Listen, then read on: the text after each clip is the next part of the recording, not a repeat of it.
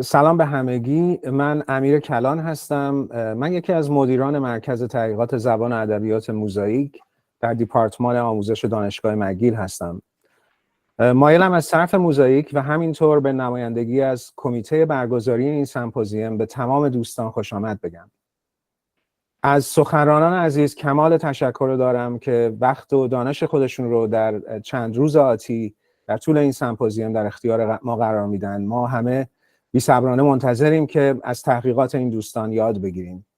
و از تمام مخاطبین عزیز هم تشکر میکنم. لطف کردید و حضور به هم رسوندید و امیدوارم که حضور شما باعث ایجاد یک بحث در جهت نگاه انسانی تری به مطالعات زبان بشه. همه دوستان به موزاییک و مگیل خوش اومدید و ممنون از حضورتون. قبل از اینکه صحبت‌های خودم رو در مورد ایده اصلی برگزاری این سمپوزیوم ارائه بکنم، می‌خواستم یادآوری بکنم که متن صحبت‌هام برای استفاده از دوستان ناشنوا در چت باکس یا ستون نظرات و سوال‌ها قرار داده شده. در همون فولدر ما تکست هایی که از بقیه پریزنترها هم میگیریم آپلود میکنیم که دوستان ناشنوا بتونن پرزنتیشن ها رو دنبال بکنن. از دوستان تقاضا میکنم که این پیغام رو انتقال بدن به دوستان. عنوان صحبت های من زبانشناسی و زبان قدرته. تاریخ مطالعات زبانی تاریخ مطالعات زبان قدرته. به عبارت دقیق‌تر، علوم زبانی از جمله زبانشناسی مدرن غالباً در خدمت حفظ و اشاعه زبان قدرت و کنترل تعبیرها از پیغام‌ها و متونی بودند که از مراکز قدرت صادر می‌شدند.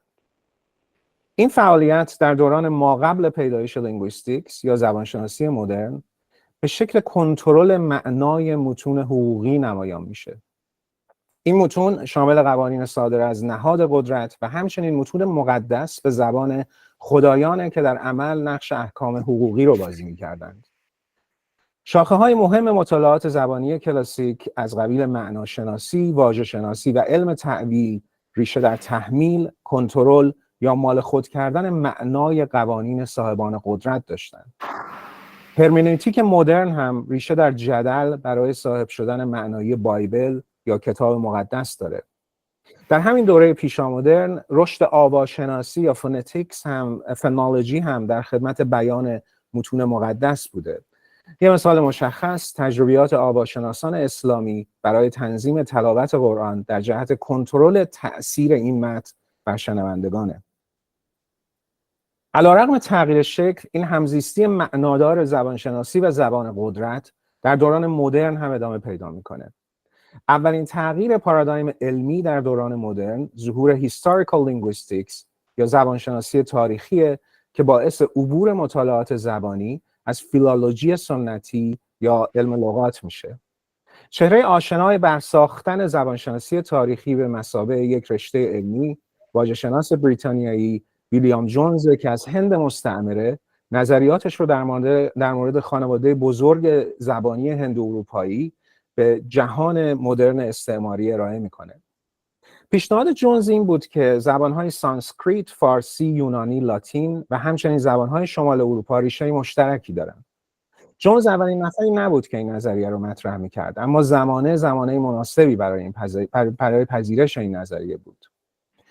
نظریه جونز بیشترین انعکاس خودش رو نه در امپراتوری بریتانیا بلکه در دنیای آلمانی زبان و در بین فیلولوژیست های آلمانی داشت. این یه تصادف نبود. در آلمان نهضت فکری شکل گرفته بود که به زودی کاملترین شکل خودش رو در آثار هگل، فیلسوف دولت پروس نمایان میکرد. هگل در فلسفه تاریخ اروپا محور خودش یک خط تاریخی رو ترسیم میکنه که در اون تاریخ از بربریت شرق به تمدن غرب حرکت میکنه. در این تحول تاریخی تمدن‌های ماقبل اروپا سنگ بناهای ابتدایی به وجود اومدن تمدن به اصطلاح برتر اروپا هستند. برای این خوانش از تاریخ نظریه زبانی جونز یه هدیه بزرگ بود. زبانشناسان اروپایی با نشان دادن ارتباط بین زبانهای شرق و غرب به این هدف نایل می اومدن که نشون بدن زبانهای دوران کودکی بشریت مثل سانسکریت و فارسی چگونه با تحولات دستوری و واژگانی به دوران بلوغ خودشون در زبانهای اروپایی رسیدن. این پروژه اروپا محور از تئوری زبانهای هندواروپایی استقبال کرد و دیپارتمان‌های زبانشناسی رو به وجود آورد که کار خودشون رو بیش از هر چیز historical linguistics زبانشناسی تاریخی و comparative linguistics زبانشناسی تطبیقی می‌دیدن.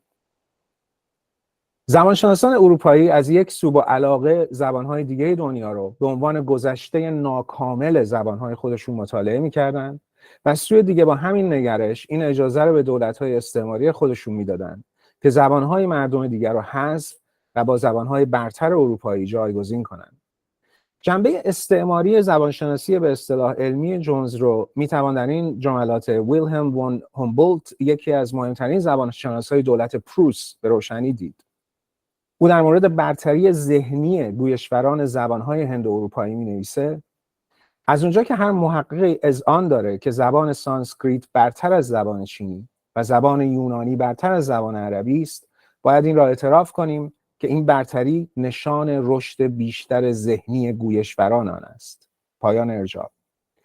بدین ترتیب بسیاری از نهله‌های پژوهشی زبانشناسی مدرن که به نظر فرمی و زبانی میرسند، در واقع کمک حال روایت‌های استعماری نژاد و تمدن برتر بودند.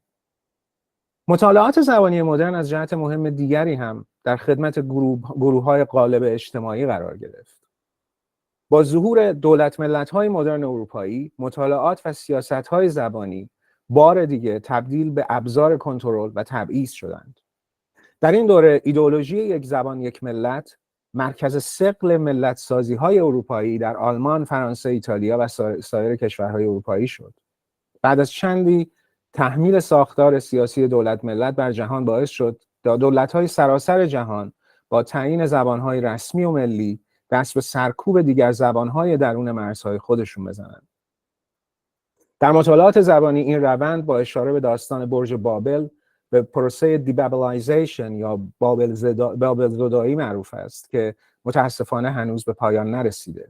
به عنوان مثال ما هم در بافتار ایران با پیروی از همین الگو دهه‌هاست که دست به حذف و تحقیر زبان‌های به اصطلاح غیر رسمی زدیم.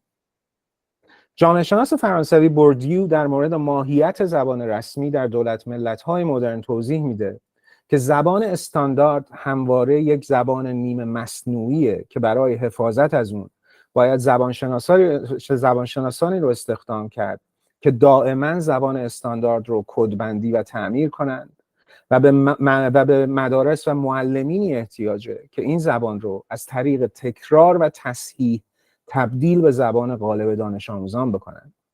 از این زاویه بسیاری از زبانشناسان و آموزگاران پاسداران قدرت گویشوران زبان غالب بودند.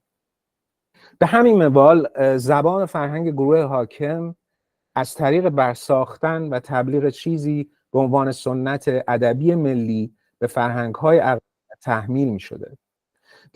دیپارتمان‌های ادبیات و علوم انسانی و همچنین روشنفکران مرکز در این سیستم سخت در کار ساختن کانون‌های ادبی بودند که بر ادبیات‌های گروه‌های اجتماعی و فرهنگ‌های اقلیت سایه افکنده و نامرئیشون کرده. غالباً اون چه به عنوان ادبیات فاخر میشناسیم مجموعه‌ای از آثاره که با دقت و وسواس انتخاب میشن تا در خدمت موجه سازی گفتمان‌های اهل قدرت قرار بگیرند. در این پروسه با دسته‌بندی‌هایی مثل ادبیات فاخر و غیر فاخر یا هنر ملی و هنر محلی، صدای گروه‌های مختلف اجتماعی از صحنه تبادل گفتمانی حذف میشه. در پرپایه این سمپوزیوم همراه با کمیته برگزاری تصمیم گرفتیم که پژوهشگرانی رو دعوت کنیم که به شکلی برخلاف این مسیر تاریخی مطالعات زبان حرکت میکنن.